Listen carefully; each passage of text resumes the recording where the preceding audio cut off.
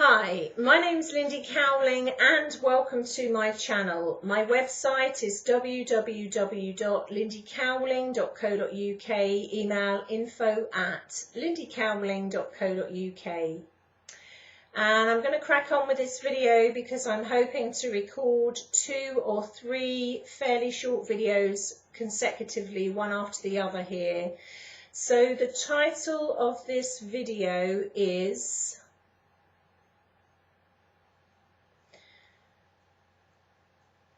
how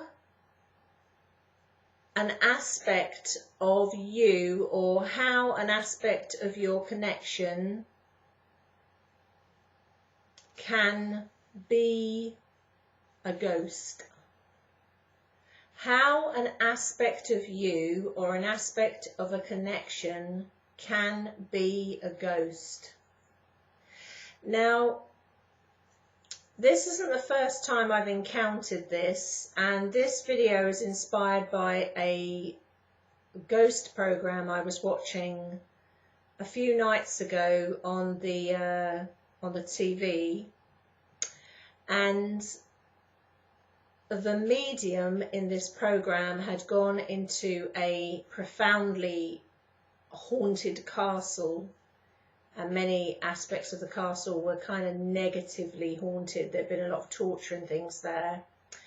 And as the medium was looking round, unfortunately, a byproduct of being a medium, which I am as well, and being psychic, obviously, which I am as well as other hats that I put on, metaphorically speaking, is when I watch a program like that, I very much tune into it. So it's a bit like Spider-Man using his spider senses.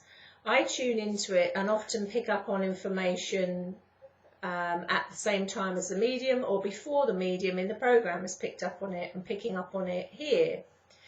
And he was looking around this castle, and the castle was having a profound effect on him, and he had kind of got a premonition, or well, weeks before he went there, and had dreamt about a particular room, and then when he got there, this room was in the castle, and he was having very physical reactions to it, and he just didn't understand why he was shaking and feeling like he was in a state of shock.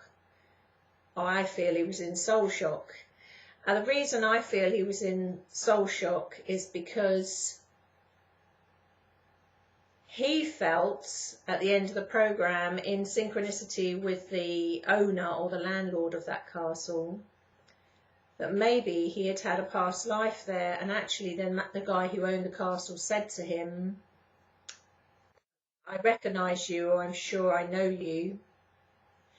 But in fact, what I feel is nothing to do with a past life there, but is to do with an aspect of him as a multi-dimensional soul still taking part in the reality of the castle here and now. So an aspect of him, an aspect of his multi-dimensional consciousness, I feel is still active in that castle.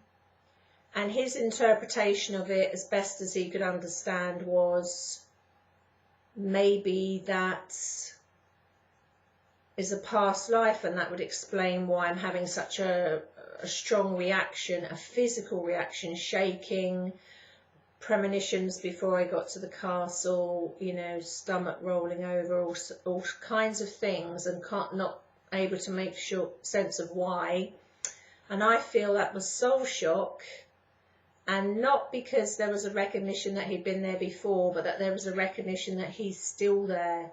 Now, you could say to me, how is it possible, if you're living an everyday life, that an aspect of your consciousness could be effectively haunting somewhere else, or living a reality, or believing it's living a reality somewhere else, consciously or unconsciously?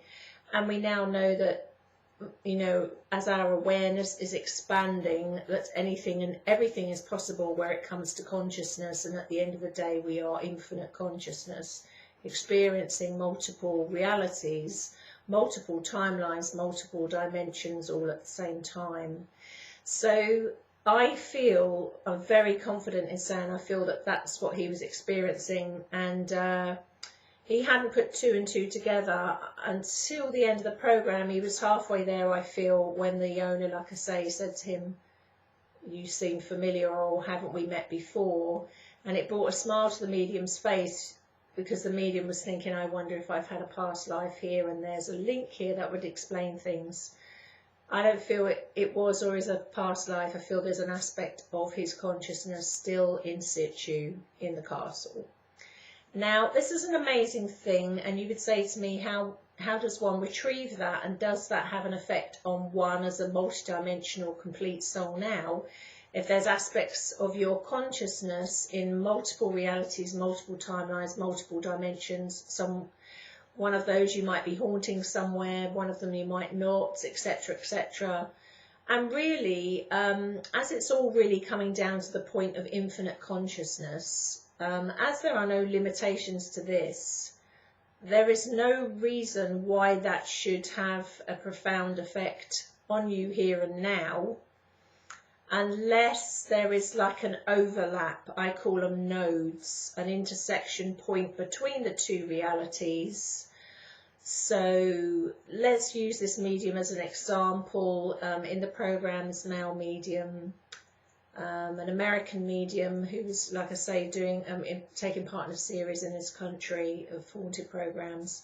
I feel he was meant to go there. There was inevitability, and that kind of recognition has shifted an aspect of his inner consciousness, even if he's only halfway there and hasn't got the full picture yet, to enable perhaps an assimilation or an integration of his ghost-like consciousness within his overall consciousness now. So what I mean by this, it's not like chunks of you as a multidimensional soul, or chunks of us as a multidimensional soul are broken up or broken off, incomplete in a way. We are a complete soul experiencing multiple realities in multiple ways at the same time. And as we are infinite consciousness, aspects of our consciousness can get waylaid a little bit, perhaps caught in a loop a little bit somewhere, in some reality, in some timeline, in some experience.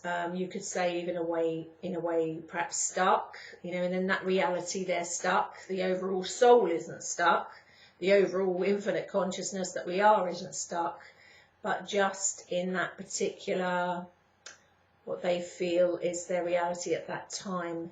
So maybe him going there was a demonstration of that, an awareness, a shift in his consciousness, an aha moment, a realization that he didn't have before. And maybe just by that knowing is enough to integrate that aspect of his consciousness within him now. There are different ways to integrate aspects of one's own consciousness or aspects of one's own soul consciousness.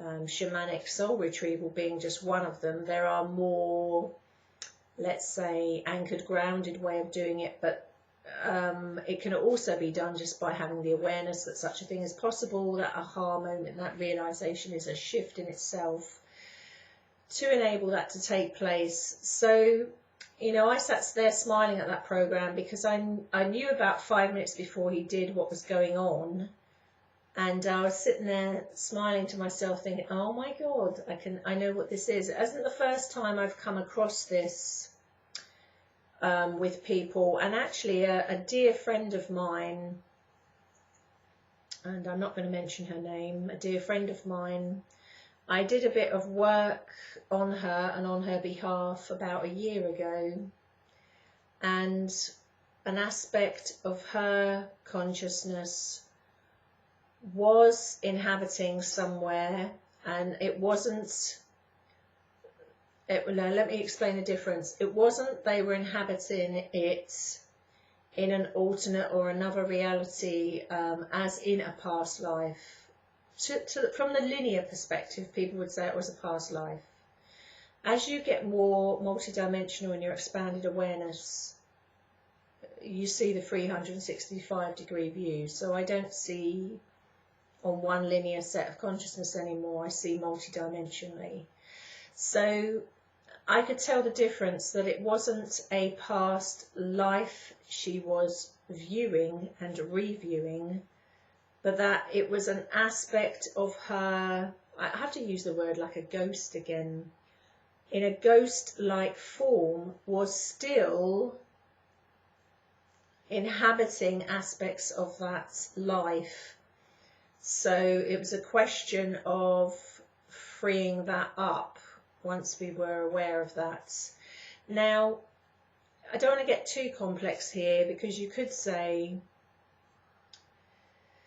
depending how we look on this, at this and our perception, that it's all pretty much ghost-like, isn't it, really, in all the realities, in all the timelines, in all the dimensions, you know, at the same time, and in a way it kind of is, really. We tend to think of ourselves as tangible and solid and real.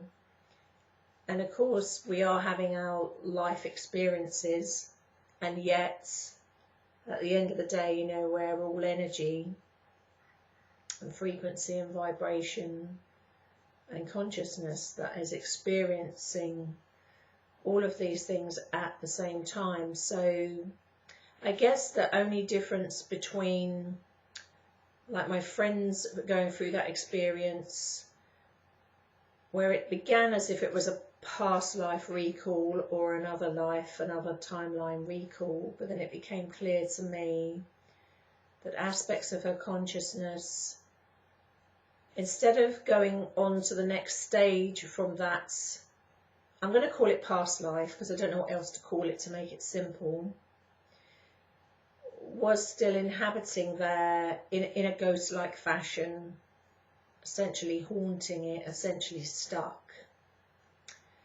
So I moved that aspect over like I would if I were moving a spirit that was stuck somewhere in a building or in a house, or, you know, asking for help, as they call it, rescue work, to move them over to another dimension or the other side. I had to apply the same thing there, which you don't conventionally do in past life regression.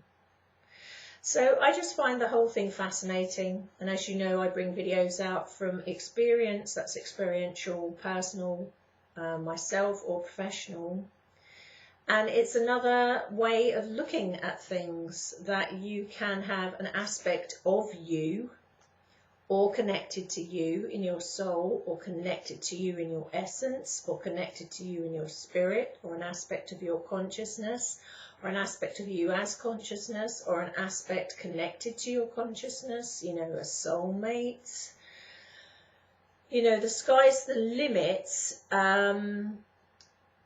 that are in, like, let's say, a ghost-like form. So on that note, I'm going to keep this sweet because I'm going to go straight on to another video. I'm going to love you and leave you. Hope you found that interesting. Take care, and I'll see you again soon.